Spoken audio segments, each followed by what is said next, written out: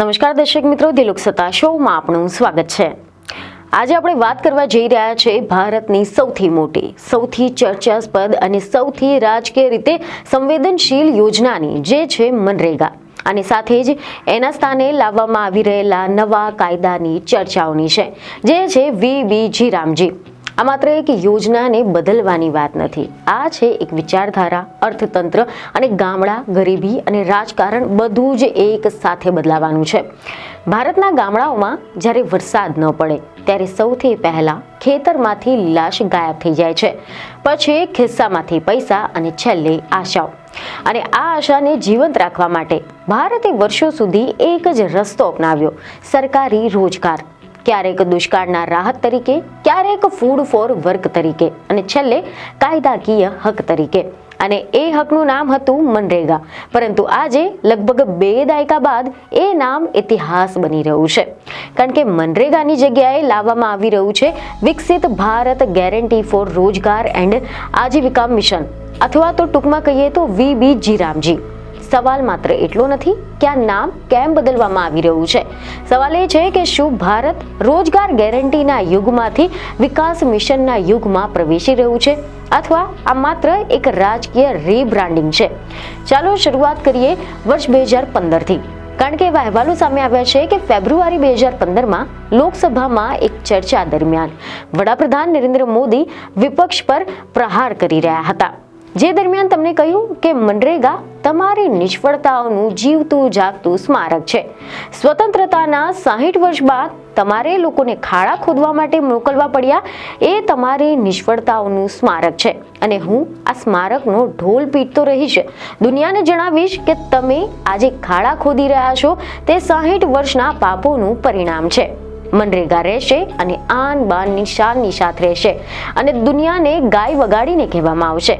આ એક વાક્ય ન હતું, એ એક રાજકીય દ્રષ્ટિ હતી કે રોજગાર ગેરંટી પર સવાલ હતો। એ સમયથી એક સંદેશ સ્પષ્ટ હતો કે મનરેગા સરકારને ન ગમે, પરંતુ તેમ છતાં પણ રાજકીય રીતે તેને હટાવવું સરળ નથી। આજે 10 વર્ષ પછી મનરેગા હટાવવામાં આવી શકે છે, પરંતુ સીધી રીતે નહીં, એના સ્થાને નવો કાયદો લાવીને। સમય પસાર થયો 10 વર્ષ, અને આજે એ જ સરકાર મનરેગાની જગ્યાએ એક નવો કાયદો લાવવા જઈ રહી છે, વિકસિત ભારત ગેરંટી ફોર રોજગાર એન્ડ આજીવિકા મિશન ગ્રામીણ, એટલે કે વીબીજી રામજી। મોદી સરકારે મનરેગા કાયદાનું સ્થાન લેતું નવું બિલ વીબીજી રામજી સંસદમાં પસાર કરાવ્યું છે। વિપક્ષના વિરોધની વચ્ચે ગુરુવારે આ બિલ લોકસભા અને રાજ્યસભામાં પસાર થયું હતું, અને હવે રાષ્ટ્રપતિની સહી અને જાહેરનામા બાદ તે કાયદાનું સ્વરૂપ ધારણ કરશે। નવા ખરડામાં સુનિશ્ચિત રોજગારના દિવસોની સંખ્યા વધારીને વાર્ષિક 100 દિવસથી વધારીને 125 દિવસ કરવાની જોગવાઈ છે। તો સવાલ એ છે કે આમાં શું બદલાયું, માત્ર નામ કે વિચાર કે પછી આખી જ દિશા? તો ચાલો હવે આપણે આના ઇતિહાસને જાણવા માટે થોડુંક પાછળ જઈએ। તો ભારતમાં રોજગાર યોજનાઓનો ઇતિહાસ દુષ્કાળથી શરૂ થાય છે।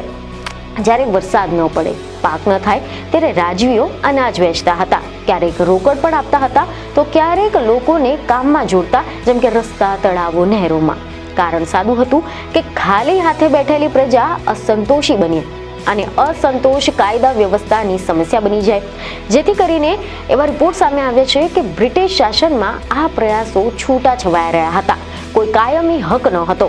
પછી આવે છે વિખ્યાત અર્થશાસ્ત્રી જ્હોન કેન્સનો વિચાર, ખાડો ખોદાવો અને પુરાવો, પરંતુ રોજગાર આપો। કારણ કે જ્યારે લોકો પાસે પૈસા આવે ત્યારે ખર્ચ કરે છે, બજાર ચાલે છે અને અર્થતંત્ર ગતિ પકડે છે। સ્વતંત્રતા બાદ ભારતે આ વિચારને અનેક સ્વરૂપે અજમાવ્યો।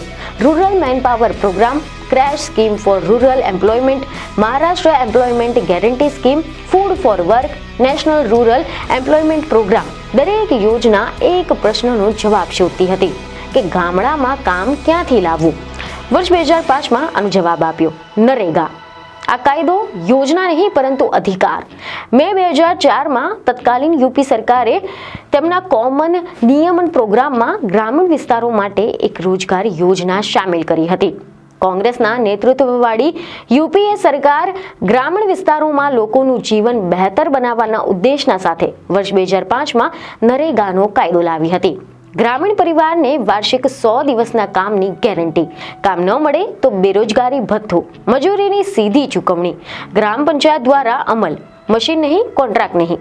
આ કાયદાએ પ્રથમ વખત અકુશળ શ્રમને રાજકીય ઓળખ આપી હતી. ગ્રામ પંચાયત અમલ કરતા મશીન નહીં કોન્ટ્રાક્ટ નહીં આ પહેલી વખત હતું કે જ્યારે અકુશળ શ્રમિકને કાયદાકીય ઓળખ મળી હતી.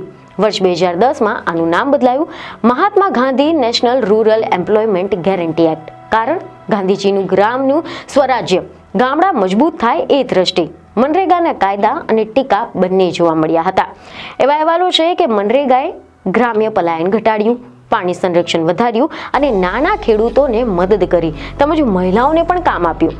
જોકે એવા પણ અહેવાલો સામે આવ્યા છે કે આ યોજનાના ભ્રષ્ટાચારના આરોપો લાગ્યા. કાગળ પર નામ, મેદાનોમાં ખાલીપો, પરંતુ આરટીઆઈ, સામાજિક ઓડિટ અને જાગૃતિએ તેમાં સુધારા પણ લાવ્યા.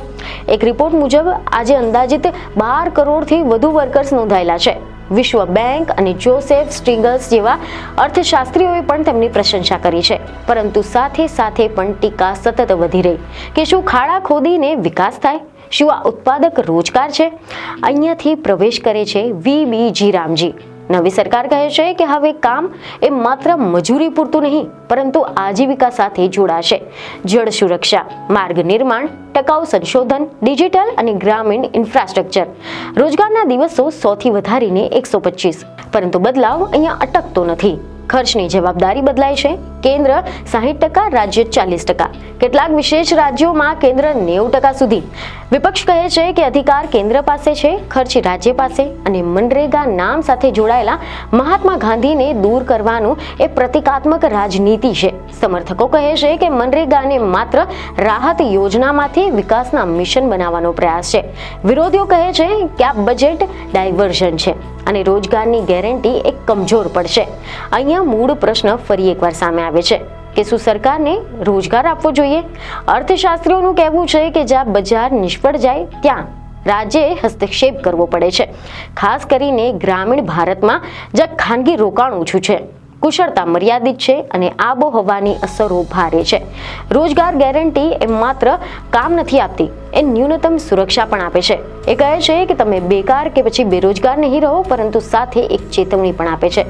જો આ યોજનાઓ માત્ર આંકડાઓ માટે ચાલે તો એ વિકાસ નહીં, નિર્ભરતા ઊભી કરશે.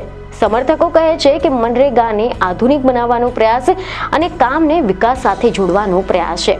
તો સવાલ એ છે કે શું ખાડા ખોદવાથી વિકાસ થાય છે અથવા રસ્તા, નહેરો અને સંશોધનો બનાવવાથી? સાચો જવાબ છે કદાચ આ બંનેની વચ્ચે અટકેલો છે. ભારત જેવી અસમાનતા ધરાવતી અર્થવ્યવસ્થામાં રોજગાર એક ગેરંટી, એક સુરક્ષા કવચ છે, પરંતુ એ કવચ કાયમી ઘર બની જાય એ પણ જોખમ છે. મનરેગાથી વી.બી. જીરામજી સુધીની આજે યાત્રા છે તે બતાવે છે કે ભારત હજુ પણ જવાબ શોધી રહ્યું છે. રાહત કે પછી વિકાસ, અધિકાર કે પછી કાર્યક્ષમતા, આ ચર્ચા ચાલુ રહેશે સંસદમાં પણ અને ગામડામાં પણ. કારણ કે જ્યાં સુધી ગામડામાં કામની જરૂર છે ત્યાં સુધી રોજગારની રાજનીતિ જીવંત રહેશે. મનરેગાથી વી.બી. જીરામજી સુધીની આ યાત્રા બતાવે છે કે ભારત હજુ પણ જવાબ શોધી રહ્યું છે. રાહત અને વિકાસ વચ્ચેના સંતુલનનો, અધિકાર અને કાર્યક્ષમતાનો સમન્વયનો અને ખાડા ખોદવાથી રસ્તાઓ બને કે નહીં એ ચર્ચાનો વિષય બન્યો છે. પરંતુ ખાલી હાથના કામ આપવાથી ગરીબી ઘટે છે એ અનુભવનો વિષય છે અને કદાચ ભારતની રોજગાર નીતિનું ભવિષ્ય આ બેની વચ્ચે ક્યાંક લખાઈ રહ્યું છે, ગામડાની માટીમાં અને સંસદની ચર્ચાઓમાં. તો આજના વિશ્લેષણમાં બસ આટલું જ. આવી બીજી અનેક ખબરો સાથે ફરી મળીશું. ધન્યવાદ.